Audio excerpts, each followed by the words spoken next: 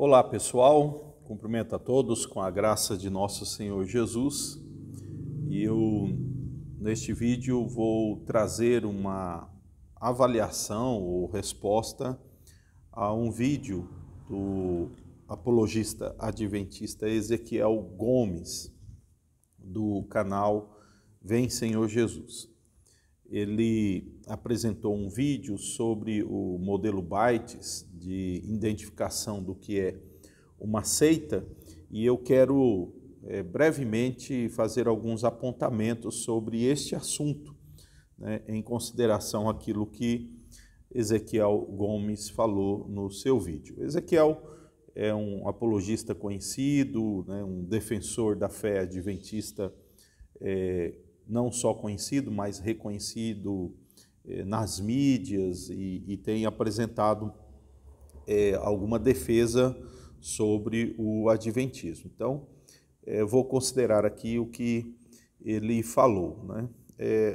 Num primeiro momento, o engano, né, ou o erro de pôr o modelo Bytes como uma régua de identificação do que seria uma seita é muito simples, né? Acredito ser muito simples notar como este modelo que foi desenvolvido por uma pessoa que foi adepto de uma seita, eu acho que até um pouco fanatizada lá nos Estados Unidos, como este modelo não pode ser aplicado àquilo que nós, como protestantes, cristãos, consideramos, né? Porque ele trabalha em cima de características sociológicas, né? É o eixo da sua argumentação, né? Há alguns traços antropológicos, mas especialmente o conjunto trabalha mais naquilo que podemos dizer aí que seria um estudo sociológico de alguns movimentos fanatizados, né, que ele então aponta como seita. Esses aspectos são, como aponta o Ezequiel no seu vídeo, controle do comportamento, controle da informação, controle do pensamento e controle das emoções. Isso tudo aqui não dá para identificar uma seita a partir disso, né? Por quê? Há coisas, né, em certo sentido, que dependendo do ponto de vista, a pessoa vai dizer que o cristão ele faz parte de uma seita, no sentido aí do modelo Bytes, já que, por exemplo, há disciplina em igrejas. Isso, então, é uma maneira de determinar aí comportamentos, né? O próprio adventismo mesmo, se o Ezequiel Gomes leva isso a ferro e fogo, digamos assim, né, há um comportamento, por exemplo, né, do que vai comer, há um comportamento, se pode trabalhar em tal dia ou não, mas eles vão dizer, não, isso é um mandamento bíblico. Então, assim, não dá para trabalhar com o modelo Bytes num sentido mais, digamos aí, estrito do termo. É claro que isso ajuda para identificarmos, às vezes, alguns grupos fanatizados, bem radicais. Mas, por exemplo, controle de informação, até que ponto, por exemplo, um adventista poderia ler um livro do Reia, né, A Mentira Branca, ou o Caso White, ou a Nuvem Branca, né? Eu tenho conversado com alguns adventistas que dizem que conhecem o livro, mas nunca leram, né? Não sei, tem até um importante apologista, que eu não sei hoje, mas alguns anos atrás eu perguntei para ele, você já leu o livro do Walter Reia, A Mentira Branca? Ele falou, não, nunca li porque eu não preciso saber as besteiras que ele falou, ler para saber as besteiras que ele falou. Então, é complicado, né? Então, eu acho, o Ezequiel Gomes, que usar o modelo Bytes realmente não é de todo seguro, tá? Por exemplo, isso não é novidade, né? O próprio teólogo Franklin Ferreira, na página 917 da sua sistemática, ele menciona outro sociólogo que apresenta aqui, deixa eu só, nove traços do que é uma seita.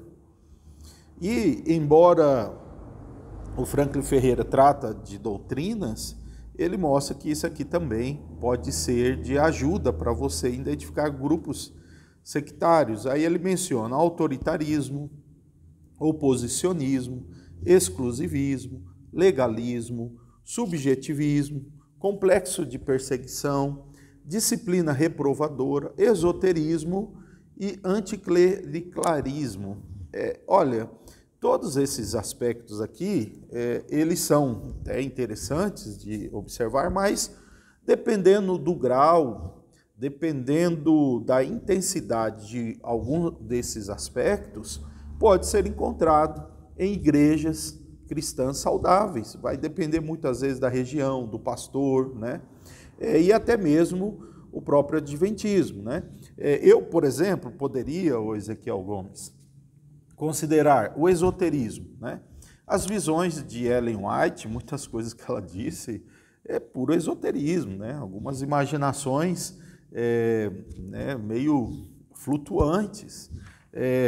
Temos aqui também a questão do complexo de perseguição. Se o sociólogo citado por Ferreira estiver certo, se tem algo que é visto em muitos adventistas, é esse complexo de perseguição, né? Essa ideia de que o dragão está perseguindo, vocês todos perseguem a igreja verdadeira. Então, não me parece ser seguro esses modelos aí de identificação do que é uma seita, tá? Porque isso tudo é muito subjetivo, né? Muito subjetivo. Existe uma outra forma que eu quero considerar aqui. Os reformadores, por exemplo, eles falavam, né, das marcas da igreja verdadeira, né? E são 3 marcas: a pregação fiel da palavra, ou do evangelho, como dizia algumas confissões, o próprio Lutero. Tem também a correta administração dos sacramentos ou das ordenanças e a disciplina. Veja, essas são marcas interessantes, mas elas também são subjetivas, né? Elas não nos dão uma clara identificação do que é uma seita, porque, ora, uma seita pode dizer que é ela que prega a palavra verdadeiramente, ela que prega fielmente a palavra. Isso os testemunhos de Jeová podem dizer, os adventistas, os batistas, os pentecostais. Então, assim, por pregação fiel da palavra, nós ainda precisamos dar mais elementos a isso, como, por exemplo, a administração correta dos sacramentos, né? E isso pode até entrar no debate de como é correto, o que é correto a administração dos sacramentos. Será que é apenas não ter conceitos meritórios em torno do batismo, ou é a forma que está se discutindo? Se for a forma, aí nós ficamos à mercê de cada denominação. Uma vai dizer que tem que ser por imersão, outra por aspersão, uma vai dizer que tem que ser no rio, outra dizer que pode ser numa piscina, dentro da igreja, e assim vai indo, fora o nome, em nome do Pai, do Filho e do Espírito Santo, em nome de Jesus. Então, mais uma vez, eu entendo que as marcas da igreja verdadeira, ela serve para aqueles que estão dentro da comunidade, não necessariamente para identificar o que é ou não uma seita, né? Outro ponto, que a definição etimológica da palavra heresia e seita não resolve também, né? Nós precisamos de uma outra definição. Por quê? A palavra seita ou facções, divisões, né, por uma heresia ou por um assunto, também é subjetivo, porque um grupo pode acusar um grupo menor de ser seita. Por exemplo, o adventismo, a Igreja Católica no passado pode, por ser o grupo maior, ter acusado todos os reformadores e todos os movimentos protestantes de heréticos ou de seitas, porque foi uma divisão, né? Então, no sentido estrito da palavra, também não resolve, né? Não dá para resolver o que é uma seita.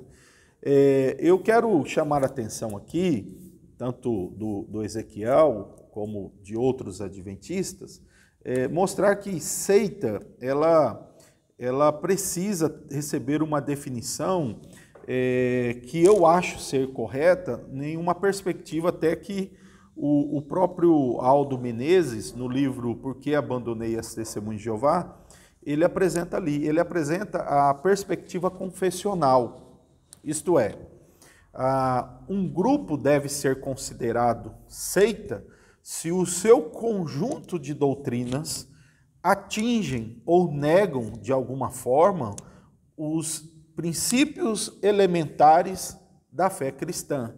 E aí precisamos identificar quais são os princípios elementares da fé cristã. Então, eu vou provar aqui, por exemplo, para os adventistas, né, e aqui aponto, né, me dirijo ao Ezequiel. Por exemplo, o Ezequiel, o que é Babilônia? Né? Babilônia é considerado aí pela teologia adventista e também a antiga teologia protestante como sendo a igreja do Papa, a igreja de Roma.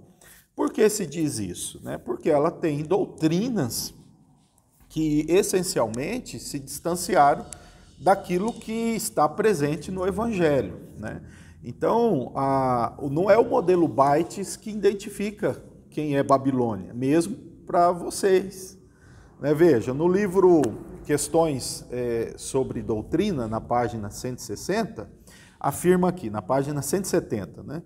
Afirma assim, ó, no ponto 7, evidências de afastamento. Então, eles mencionam que Babilônia se afastou, e aí dizem uma parte aqui, ó, abre aspas, tá? O termo Babilônia também se aplica a outros.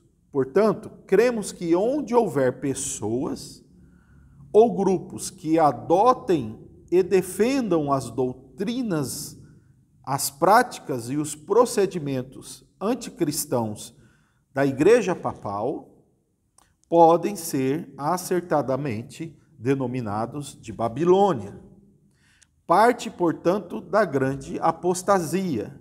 Onde quer que prevaleçam tais condições, os adventistas, juntamente com outros, creem que as organizações culpadas podem ser apropriadamente chamadas de Babilônia. E aí nós vamos para o livro de Ellen White intitulado A Igreja Remanescente. Lá ela fala que o vinho de Babilônia, ou os ensinos, ou as heresias de Babilônia se constituem em ensinar a imortalidade da alma, o inferno, né, de tormento eterno, bem como também o domingo. Então percebemos, o Ezequiel, que a grande seita do Apocalipse, ela é identificada como ensinando doutrinas erradas, na perspectiva de vocês. Daí cabe, então, a consideração. O modelo Bates, ou o que é uma seita, deve ser considerado aquilo que é ensinado como doutrina, e se essa doutrina ou essas doutrinas, de alguma forma, negam, deturpam, mudam, modificam doutrinas essenciais da fé cristã. Veja, por exemplo, que o apóstolo Paulo, na carta aos Gálatas, ele falou que o grupo ali estava correndo risco porque estava recebendo influências doutrinárias do judaísmo. Então perceba que ele trata a partir de uma perspectiva de doutrina. Na carta aos Colossenses, mesma coisa, ele fala lá de filosofias, de rudimentos do mundo e de doutrinas também que estavam tirando o foco da pessoa de Jesus. Pedro, na sua segunda carta, no capítulo 2 e o versículo 1, ele lá fala de heresias destruidoras, ou heresias de perdição, que estavam negando o soberano que tinha o direito sobre a igreja. Então, note que, mais uma vez, indica aqui que heresias ou ensinos podem ser destrutivos. Judas fala a mesma coisa, que muitos estavam negando o soberano e adotando comportamentos reprováveis, né? Portanto, ensinos e heresias que modificavam a confissão e modificavam também o proceder santo, que é respaldado pela Escritura. João, o apóstolo João, na sua carta, fala daqueles que negavam que Jesus veio em carne, e este era o espírito do anticristo. Nós notamos assim que há ensinos que, se levarem em consideração o seu conjunto, e se esse conjunto está sendo mantido por um grupo, nós temos uma seita. Essa seita, ela pode não se enquadrar no modelo Bates, ela pode não se enquadrar em outras definições sociológicas em todos os aspectos, como também pode se enquadrar em alguns aspectos. Da mesma maneira, igrejas que mantenham doutrinas sérias e essenciais, elas podem se enquadrar tanto no modelo Bates ou em outro modelo, desde que haja alguns erros e exageros em grupos locais que precisam ser corrigidos, né?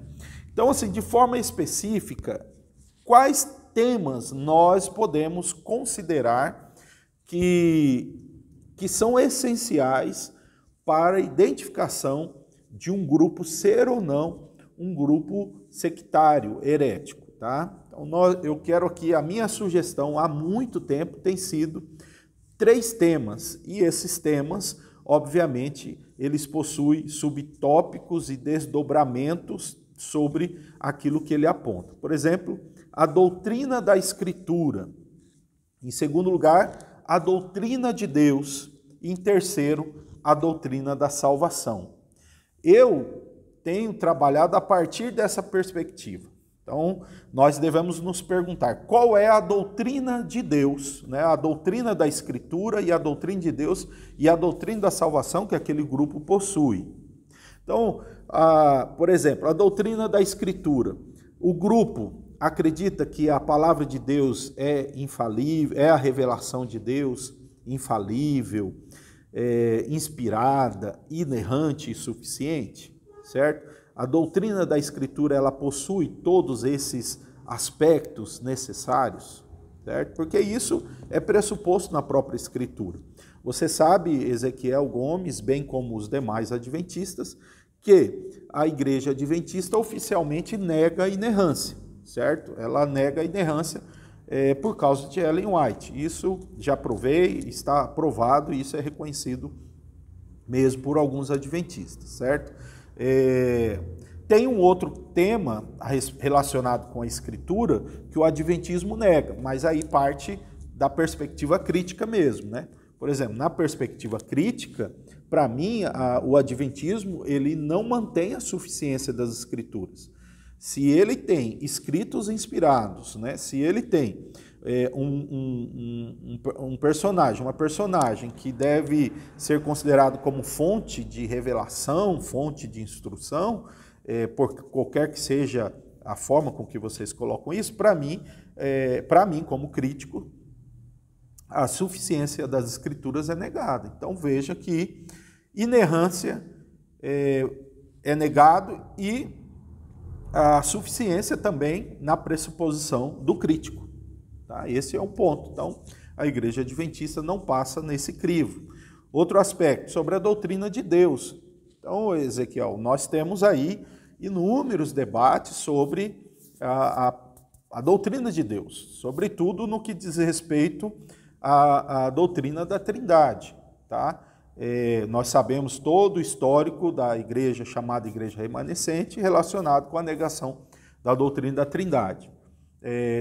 Então, quando você vê hoje o que importantes teólogos dizem, eles negam a doutrina clássica por causa de visões de Ellen White. Então, eu tenho aqui o Ezequiel Gomes, demais adventistas e outros apologistas, eu tenho uma evidência de que a Igreja Adventista é uma seita por negar um elemento importante. Existem outros aspectos? Sim, existe. Por exemplo, tem o debate sobre a natureza de Jesus, se é uma natureza pecaminosa ou não. Isso, vocês aí dentro têm uma divisão, né? Isso é normal existir dentro dos movimentos, mas é muito problemático pensar que existe alguns que defendem que Jesus tem uma natureza pecaminosa, embora nunca tenha pecado, né? Seria aquilo que é uma natureza caída, né? Devido ao fato da maldição do pecado, mas é certo que nenhum dos dois grupos dizem, né, que Jesus tenha pecado, né? Pelo menos louvado seja Deus por isso, mas isso é culpa de Ellen White, que também disse as duas coisas, né? Quem lê o livro Questões sobre Doutrina percebe nas notas de rodapé ali que Ellen White disse algumas coisas que alimentou ambos os grupos. Então nós tem um outro aspecto também. Por exemplo, Ezequiel, eu não sei, tá? Eu trabalho aqui no escuro, no que eu vou dizer, não pesquisei, então vou colocar aqui e perguntar. O que a Igreja Adventista do Sétimo Dia oficialmente fez com o Richard Rice? O que foi feito com esse teólogo? Tá? Porque ele, junto com outros dois cavaleiros, né, ele é um dos pais do teísmo aberto. Então, a doutrina aberta de Deus tem, em boa parte, o seu desenvolvimento em nosso tempo devido a um teólogo adventista, certo? Que, inclusive, o Tratado de Teologia menciona lá que tem havido algum tipo de aceitação, né? Mas não sei se é fora dos arraiais adventistas. Qualquer que seja, é a minha pergunta. Veja, se a Igreja Adventista não fez nada contra esse teólogo, se não o expulsou, se não o destituiu de suas credenciais teológicas, a minha pergunta é, então, a doutrina de Deus, sobretudo no que tange a sua onisciência e eternidade, soberania, é questionado e não há importância nenhuma, né? Será que se Rice negasse aceitasse a imortalidade da alma, ele continuaria sendo adventista? Possivelmente não. Agora a doutrina de Deus ficou nisso? Então, mais uma vez, eu não sei, você pode muito bem me responder que eu não sabia, então eu retiraria aqui este ponto, tá? Mas, se não esse, o aspecto sobre a doutrina da Trindade clássica. Por último, o debate sobre salvação, né? É sempre essa confusão, se precisa estar guardando o sábado ou não, mas é muito claro que para o período da angústia final, para o período da manifestação do anticristo, né, Ellen White chegou a dizer que o domingo é a marca de Satanás, foi o Satanás que promoveu o domingo e o sábado vai ser a marca de separação, né, é a única forma de servir a Deus, principalmente para ser salvo lá naquele período, né? E nós estamos percebendo aí, até atualmente, um histerismo em torno do chamado decreto dominical, por causa das condições climáticas, enfim, já isso passa, aí vai ter que ajuntar os cacos para falar de outro assunto novamente, né? Bem, embora eu não conheça todos os seus vídeos, mas nunca vi você alvoroçado em torno disso. Pois bem, então assim, eu aponto isso, né, como aspectos mesmo que são essenciais para identificar a fé genuína bíblica, bem como também o oposto, identificar o que é heresia, né? Lembrando que mesmo nas cartas apostólicas nós encontramos o apóstolo Paulo pedindo tolerância aos cristãos em assuntos periféricos, né? Sobre dias de guarda, sobre o que comer, sobre o uso do véu. Então nós notamos ali que há um campo de tolerância, de pensamentos divergentes em assuntos periféricos, não essenciais, mas parece que não seria isso a mesma concepção sobre assuntos essenciais. Uma breve comparação aqui que eu faço é o seguinte: o Brasil possui, né, a República, né, nós temos, né, uma federação que é constituída aí de estados e municípios, né? O que nós percebemos? Existe uma Constituição Federal. Essa Constituição é uma perspectiva doutrinária para todos os lugares, todos, seja estados e municípios, né, e mesmo o distrito. Mas cada estado e cada município tem algumas leis próprias e adequadas à sua região e cultura e ocasião. Então, existem leis no estado de São Paulo que não existem em Santa Catarina, não existe no Amazonas, enfim. Nós percebemos que há municípios que têm um tipo de tributo, outros não, mas todos nós pertencemos ao nosso Brasil, né? É a mesma coisa porque nós estamos debaixo de uma Constituição Federal. Então, eu queria comparar essas doutrinas essenciais como essa Constituição Federal que vamos encontrar em todas as igrejas, né?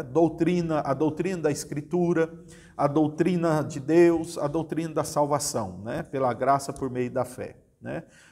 Em Cristo Jesus. Então nós encontramos, mas há em cada denominação algumas perspectivas devido à sua história, cultura, enfim, algumas normas, né? O que torna essas pequenas normas problemáticas? Quando elas atingem a lei ou a Constituição Federal, aí não pode, né? Então, por exemplo, o Adventismo, o Ezequiel, ele, se não me engano, ele tem lá o ritual de lavar o pé, né? Do lava-pé. Ok, por aí normal, né? Adota lá o lava-pé.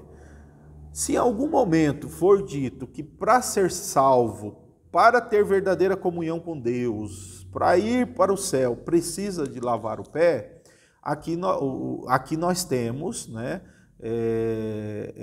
um ensino que era periférico que se tornou essencial.